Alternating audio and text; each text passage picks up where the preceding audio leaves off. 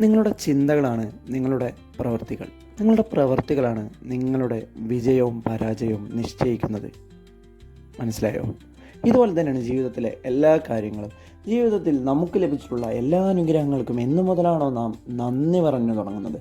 Thank you എന്ന് ആത്മാർത്ഥമായി നമുക്ക് ലഭിക്കുന്ന ഓരോ അനുഗ്രഹങ്ങൾക്കും നാം എന്നു മുതലാണോ താങ്ക് യു എന്ന് പറഞ്ഞു തുടങ്ങുന്നത്, അന്ന് മുതൽ നിങ്ങളുടെ ജീവിതത്തിൽ ഒരുപാട് അനുഗ്രഹങ്ങൾ നിങ്ങളിലോട്ട് വന്നു ചേരും.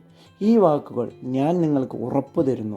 പക്ഷെ നിങ്ങളോടോ അല്ലെങ്കിൽ ഇതിനോടകം നിങ്ങൾക്ക് ലഭിച്ചിട്ടുള്ള അനുഗ്രഹങ്ങളോടോ നിങ്ങൾ നന്ദിയില്ലാത്തൊരു വ്യക്തിയാണെന്നുണ്ടെങ്കിൽ നിങ്ങളിലോട്ട് അതിനേക്കാൾ മുകളിലോട്ടുള്ള ഒന്നും തന്നെ അട്രാക്റ്റ് ചെയ്യില്ല.